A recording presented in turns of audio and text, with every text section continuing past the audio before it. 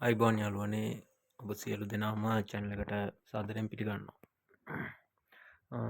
හොඳ කතා කරන්න කියලා බැලුවේ සතෙක්ගේ අස්ථි බිඳීමක් සිදුවුණොත් මොනාද කරන්න ඕනේ, ඒ වගේම මොන විදියට අත්බේත් මගින් සනිප කරගන්න කියලා. සාමාන්‍යයෙන් සතෙක් මේ සතාගේ කකුල තැන් දෙකකින් ගැටලා තියෙනවා. හරිද? එතකොට ඒක වෙලා තියෙන්නේ තලගොයෙක් අල්ලල සතාගේ කකුලෙනුයි පපුව ප්‍රදේශයෙන්. පපුව ප්‍රදේශයේ තුවාලයක් තිබ්බා. පොඩි තුවාලයක්. ඒකටත් බේත් කරලා සතාව මේ සනිප කරේ කොහොමද කියලා තමයි අද කතා කරන්න කියලා බැලුවේ. මේකට අවශ්‍ය කරන දෙයක් තමයි වැඩියෙන්ම, ඒ කියන්නේ සතාව අනිවාර්යයෙන්ම තනි කරන්න ඕනේ. හරිද? අස්ථි බිඳීමක් සිදු වුණොත් හරි නැත්නම් වෙන මොන රෝගයක් ඇති වුණොත් හරි ඒ සතාව අනිවාර්යයෙන්ම තනි කරන්න ඕනේ. වෙනම කූඩුවක් තියාගන්න ඕනේ. සාමාන්‍යයෙන් මේක ඇවිල්ලා සතාව වෙනම කූඩුවක එල්ලන්න ඕනේ. ඒ එල්ලන ක්‍රමය තමයි කිලෝ 10 නැත්නම් කිලෝ 5 පොර මේ හාල්ලුරයක් අරගෙන ඒක කපන්න ඕනේ. එයාගේ බෙල්ල එළියට දාන්න පුළුවන් විදිහටයි, කකුල් දෙක එල්ලෙන විදිහටයි, පිටිපස්සේ මුඩ ප්‍රදේශයේ එයා ඒ කියන්නේ අසුචි පිට කරොත් එහෙම බිමට වැටෙන විදිහට ඒක කපලා එල්ලන්න ඕනේ. ඒක උඩින් එල්ලන්න ඕනේ. සාමාන්‍යයෙන් ඕක ගොඩක් කට්ටිය ඕක ගෙදරත් පිටිපස්සේ පිළිකන්නේ මෙල්ලලා තියෙනවා. ඒක ගැටලුවක් නැහැ. සතාව ආරක්ෂිතව තියාගන්න පුළුවන් නම් ගැටලුවක් නැහැ. නැත්තම් ගොඩක්ම හොඳ මම දාලා තියෙනවා වගේ මේගේ කූඩුව මේ වලලු වලින් හදපු දැල් වලින් වට කරලා හදපු කූඩුවක් නැත්තම් ඕගලන්ට තේ වෙනම තනි කූඩුවකට හරි දාලා තියන්න පුළුවන්. හැබැයි එල්ලන්න පුළුවන් වෙන්න ඕනේ සතාව මුලදී. සාමාන්‍යයෙන් සතියක් විතර යනකම් සතාව අඩිය බිම ගැවෙන්නේ නැතුව පොඩ්ඩක් අර උඩට පොඩ්ඩක් අර එල්ලෙන ගතියෙන් ලාවට කකුල බිම තියන්න පුළුවන් විදිහට එල්ලුවට ගැටලුවක් නැහැ. හරිද? ඊට පස්සේ සතියක් දවස් 10ක යනකොට සතා හිමීට පොඩ්ඩක් පාත් කරන්න ඕනේ අඩිය බිම තියන්න පුළුවන් විදිහට. හරිද? ඒ කියන්නේ මුලින්ම ඒ විදිහට තියන්න එපා කියලා කියන්නේ සතාගේ අස්ථි බිඳීමක් නේ සිදු වෙලා තියෙන්නේ. එතකොට ඒ සතාගේ අස්ථි වලට ඒ කියන්නේ බර වැටෙනකොට එතන ආයි ජොයින්ට් එක ඈත් වෙනවා.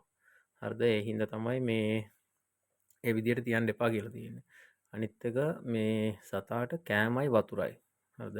පැය 24ම කෑමයි වතුරයි තියෙන්න ඕනේ. අනිත් එක සාමාන්‍යයෙන් අපි සතෙක් එළියට ඇරලා තියනවා නම් එයාට අවශ්‍ය වෙලාවට එයාට ගිල්ල වතුර බොන්න පුළුවන්, කෑම හොයාගෙන කන්න පුළුවන්. එහෙම කරන්න පුළුවන්. සාමාන්‍යයෙන් කොටුවක හරි මේ වගේ කූඩුවක ඉන්නකොට සතාව එයාට කෑම වතුර හොයාගන්න විදියක් නැහැ. එතකොට අපි විසින් දෙන දේ තමයි එයාට කන්න බොන්න පුළුවන්. ඒ හින්දා මේ දෙක අනිවාර්යයෙන්ම සතාට දෙන්න. හරිද? අනිත් එක වැඩි උෂ්ණ කෑම දෙන්න එපා සතාට. ඇඟට උෂ්ණ වැඩි වෙන කෑම දෙන්න එපා. මොකද කිව්වොත් මේ සතා ඉන්නේ දැන් ඔය බෑග් එකක් වගේ එකක තමයි එල්ලලා තියෙන්නේ. එතකොට එයාගේ ඇඟේ තියෙන උෂ්ණය පිට වෙන්න විදියක් නැහැ. සාමාන්‍ය සත්තු ඒගොල්ලන්ගේ අත්තටු වලින් මේ වැලි නාලා ඒ වගේ මත්තටු ගාලා ඒ වගේ එයාගේ රස්නේ අඩු කරගන්න ඇඟේ තියෙන. ඒක මේ ඉන්නකොට එයාට කිසිම දෙයක් කරගන්න බෑ. අනිත් එක මේ සතාව ඇවිල්ලා දාලා තියෙනකොට එයත් එක්ක ඔට්ටු වෙන සත්තු මේ ඉන්නවද කියලා පොඩ්ඩක් බලන්න. මොකද කිව්වොත් මේ ඔය බැරි වෙලා ඉන්න අමාරුවෙන් වේදනාවෙන් ඉන්න සතාව තව සතෙක් ඇවිල්ලා ඔතන ගහලා මේ කොටලා දැම්මොත් එහෙම ආයේ මේ සතාගේ තුවාලේ තව ලොකු වෙනවා. එතන ගැටලුව වැඩි. හරිද? ඒ හින්දා ඒක සම්බන්ධයෙන් ගොඩක්ම සැලකිලිමත් වෙන්න. හරි, දැන් බලමු මේකට අවශ්‍ය කරන බේත් ටික. ඔයගලන්ට බේත් බලා ගන්න ඕන නම් මං ෂෝට් එකක් මාර්ගෙන් දාන්නම් මේ ඔයගලන් නොදන්න කට්ටියට ඔය බේත් එක මොකක්ද කියලා දැනගන්න. ෂෝට් එකක් මාර්ගෙන් මම දාන්නම් මේ පේජ් එකේ. ඒක ඔයගලන්ට බලා ගන්න පුළුවන්. හරිද? මේකට අවශ්‍ය කරනවා හීරස්ස පළු. හීරස්ස පළු කියලා කියනවා, සිරස්ස වාලු කියලා කියනවා. පළාතෙන් පළාතට ඒක වෙනස් වෙනවා. හරිද? දෙමළෙන් කියනවා ඒකට පිරණ්ඩේ කියලා. ඒක සාමාන්‍යයෙන් හතරැස් දඬු වැල් වර්ගයක්. හරිද? දණ්ඩ වගේ තියෙන වැල් වර්ගයක්. හරිද? ඒවල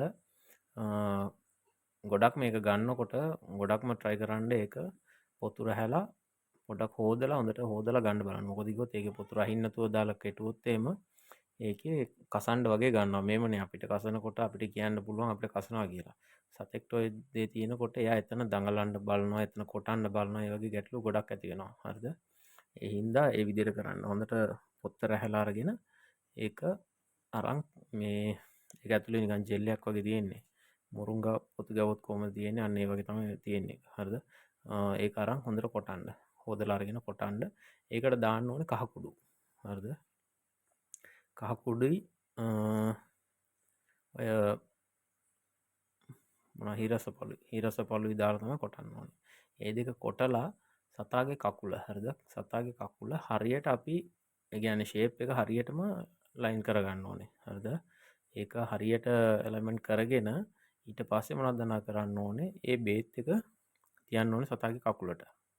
හරිද? සතාගේ කකුලට කැඩලා තියෙන ස්ථානෙට තියන්න. තියලා සාමාන්‍යයෙන් ඕකට ගොඩක්ම ගන්නේ පොල් ගස්වල පොල් ඉත්තේ තියෙනවා මේ පට්ට වගේ කපලා ගන්න පුළුවන්නේ. නැත්තම් ඔය පොප්සිකල් ස්ටික් තියෙන්නේ. ඒ වුණත් ගැටලුවක් නැහැ. හරිද? පොල් අත්තක මේ පතුරු වගේ කපලා අරගෙන ඒකත් තියන්න පුළුවන්. සතාගේ කියන්නේ ස්ථානය හැටියට තමයි අපි ඒක තීරණය කරගන්න ඕනේ. හරිද? කොයි විදිහට තියෙන්නේ කොයි විදිහට තියන්න ඕනේ කියලා අපි බලලා එයාටත් පහසු විදිහට අපිටත් මේ බේත් කරන්න පුළුවන් විදිහට තමයි ඒක කරන්න ඕනේ. හරිද?